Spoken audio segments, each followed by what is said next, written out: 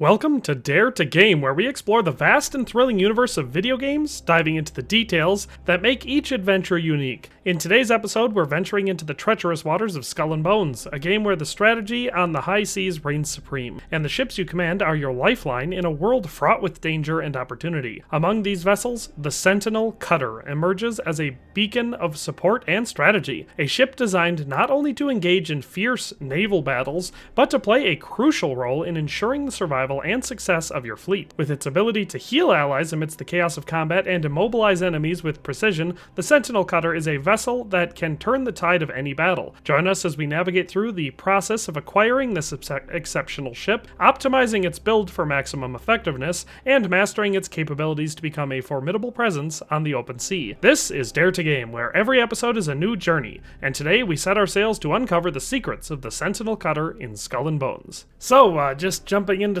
Section 1, we're going to be talking about obtaining the Sentinel Cutter, and so this one is relatively simple. If you've seen my previous video in the series covering the early ones, you know that there's not all that many requirements for these early ships.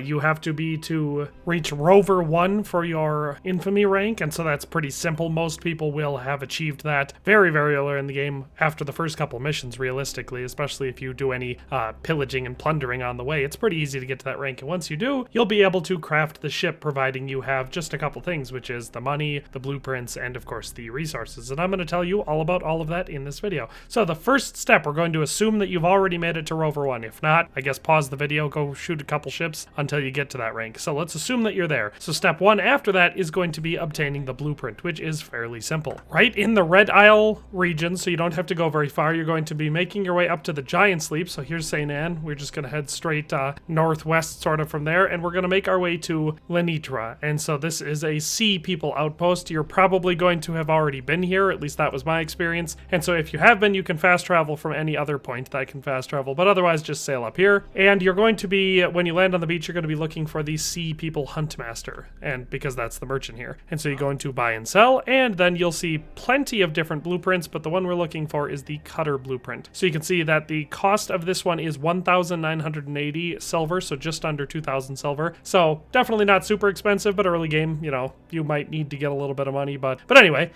just under 2,000 silver, you'll be able to buy the blueprint. So that is the first step to getting the Cutter. The second step is going to be gathering materials, and so the materials for the Cutter are going to be 6 bronze ingots, 6 Iroko planks, and 12 fine jute. So very basic ingredients, the same ones that you would use to get the Hulk, so it's the same materials as that, and they're all very early game materials. So you can see that if you track the blueprint, it will actually highlight bronze ingots, Iroko planks, and fine jute for you. But basically, for each one of these resources, you're going to have 3 different options. You can attack ships that are carrying it, you can loot different outposts that have it in their inventory, or you can harvest the materials and refine them. So we're going to go over them. So just as far as the looting aspects go, you can see that we've had a couple highlighted in the area. You can see there's a fine jute supply route between Palisade Bay and the Lambo Weaver, and so you can just attack ships on that route. You can also just go attack the Lambo Weaver, because that is the weavery that makes fine jute, so you can get a whole bunch of it there all at once. You can also harvest jute all over in this area, so between St. Anne and this whole coast of the rest of the Red Island, Big Island section, you can find it along the entire coastline. So if you want to harvest the raw materials, that's one way, or if you want to loot it, you can attack these various different places. So that's the jute. As far as the Iroko planks, you can see we've got a couple more right around in this area.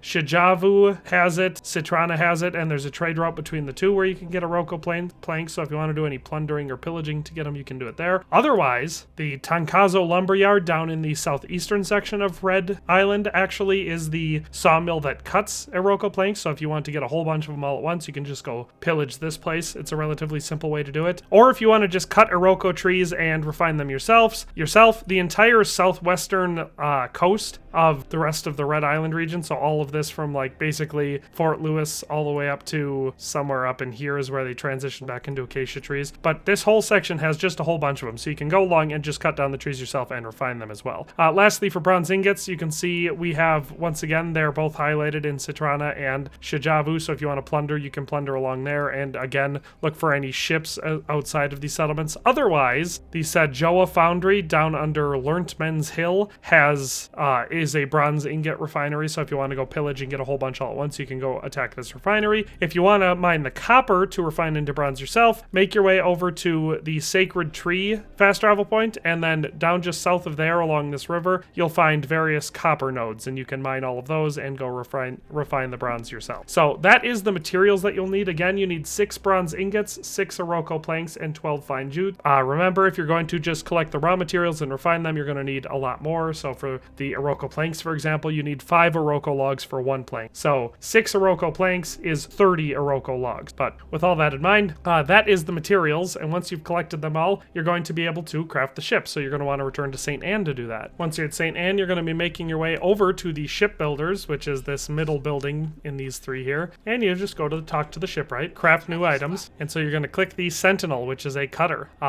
Again, fairly straightforward, not very expensive. It only costs 1,080 silver to build it. So remember, you need about 2,000 silver to buy the schematic, then you need all your materials, then you need 1,080 silver to craft it. So in total, that's about 3,000 silver. So not very expensive to have your very own new little ship. And that is how you get the cutter. So I would say fairly simple and straightforward. Once you have the ship crafted, you're going to be moving on to equipping it as best you can for combat. And so there's 2 basic ways to go about this. If you're playing solo, obviously you're the only person that matters in a fight, so you need to equip the ship one way, and if you're playing as a group, you can play various roles in a group, and so therefore you may want to equip it a different way. And so what that means is, if you're playing solo, you're going to want to equip it so you have your maximum combat capabilities, but if you're doing group play, I like to use the cutter as a healer / immobilizer. And so if you want to do any of that stuff and equip it, you're going to have to go to the blacksmith. Remember, you can use weapons you already have, because you can just swap them from a previous ship if you're doing that. Otherwise, you do have to craft or buy weapons and armor to use on your ship. It does not come with them. So you're going to want to go to the blacksmith, go into craft new items, and any item you find in here, always remember that if you don't have it, once you're at this stage, it's unlocked because you've reached a high enough level, but remember, when the picture isn't there, it's because you don't have the blueprint yet. If you don't have one and you can get it, all you have to do is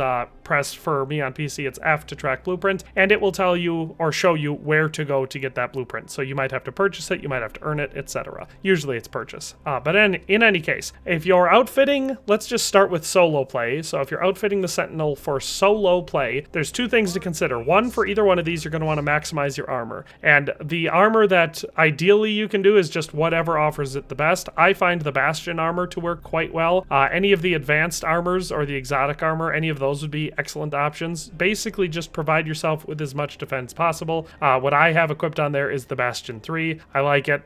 It offers you a decent amount of armor protection, gives you a boost against fire and piercing, which are both very, very useful armor types in my opinion for this boat. But with all that in mind, like I said, whatever the best armor you can possibly get is going to be what you're going to want to do. Now, for the rest of solo play, there's 2 basic things. So for your broadside cannons, because you only have broadside and bow guns on this ship, you're going to want to use culverins because they give you the most versatility and allow you to do a lot of rapid fire damage with this ship. So whatever the best culverin you have is probably the best way to go. But if you want to get more specific than that, there's 2 schools of thought. The basilisk type enhanced culverins are going to offer you a lot better initial penetration power, which is good going into a fight. I personally like them a lot. I, however, don't usually use them on the cutter because I like using the cutter at least partially as an immobilizer, even if I'm playing solo. So for that, I like using the tearing culverin, and the reason for that is because you can damage sails, which makes the ships that you're fighting temporarily immobilized. So your decision here for your culverins, obviously, if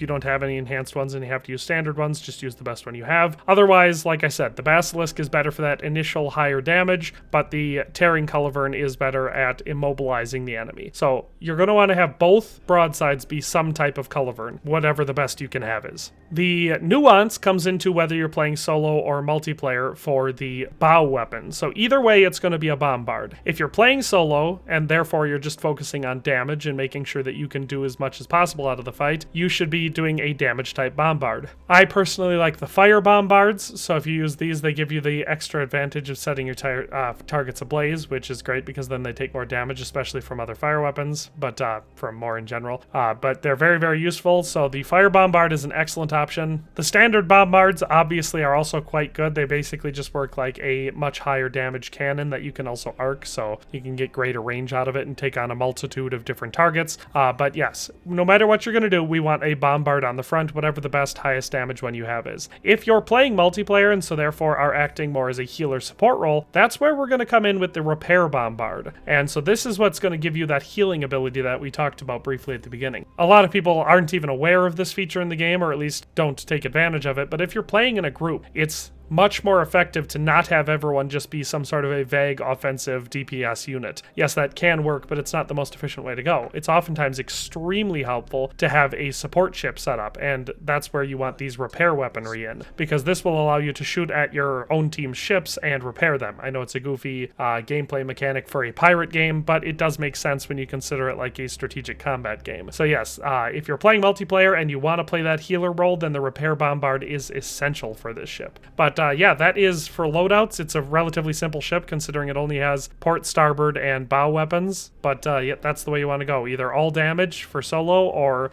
healing and immobilizing for multiplayer. Section 3, Cutter Overview and Stats. As we delve deeper into the capabilities of the Sentinel Cutter in Skull and Bones, it becomes clear that this ship is more than just a vessel. It's a strategic asset that can define the outcome of naval engagements. The Sentinel Cutter's stats and loadout potential reveal a ship built for resilience, support, and tactical advantage. Starting with its base rank of 2, the Sentinel Cutter may seem modest at first glance. However, its true value is unveiled through its comprehensive stats. With a cargo capacity of 26,000, it stands as a formidable transporter, capable of carrying vast amounts of resources or treasure. Its speed, marked at 9 knots, and a trimming speed of 13 knots, ensure it can keep pace with the fleet, maneuvering effectively in battle or while navigating the open seas. The hull health of 21,000 points underscores its durability, making it tough enough to withstand enemy fire while supporting its allies. Its brace strength of 4,200 adds an extra layer of defense, especially in the thick of combat. Stamina set at 100 ensures the Sentinel Cutter can maintain its efforts in prolonged engagements, a testament to its resilience. Moreover, the Sentinel's loadout potential is a critical aspect of its design. Equipped with options for both the bow and broadsides, it allows for a versatile approach to combat. The ship can be outfitted with powerful weapons like the Repair Bombard 3 and the Tearing Culverin 3, emphasizing its role in healing allies and crippling enemy vessels by targeting their sails. This strategic choice in armament highlights the Sentinel Cutter's unique place on the battlefield, not as a direct combatant, but as a guardian and enabler for its fleet. With 2 furniture slots, the Sentinel Cutter offers additional customization, enabling captains to tailor their ship's capabilities to their strategic needs and preferences. Whether enhancing its supportive roles or boosting its defensive measures, these slots provide a level of personalization that can make each Sentinel Cutter distinct and suited to the captain's playstyle. In summary, the Sentinel Cutter stands out for its ability to support and sustain the fleet in Skull and Bones. Its stats and loadout potential make it a key player in any naval engagement, offering a blend of speed, durability, and versatility. As we conclude this overview, it's clear that the Sentinel Cutter is not just a ship. It's a lifeline on the high seas, capable of turning the tide of battle and ensuring your fleet's dominance in the world of Skull and Bones. But that's all for today. I hope you enjoyed this video, or at least found it useful and informative. I know few people consider playing a support role in combat games, but for group play, a person manning a healer/immobilizer cutter can be super useful. Its low profile and high speed and maneuverability make it a hard target to hit, and being able to slow enemies and heal allies is a game changer in any situation, but especially in high-level PvE or PvP environments. But in solo play, this little ship can be outfitted to play the primary combat role. Perhaps not as well as any other, but certainly in the same manner. In any case, that's all for today, and we'll see you next time. Thanks for watching another Dare to Game video. If you liked this video, please leave a like and a comment. If you haven't already, be sure to subscribe to the channel. If you like my content and would like to support this channel, consider becoming a member today for as little as $1.99 a month. It makes a huge difference. But in any case, thanks for watching and have a nice day. I'll see you next time.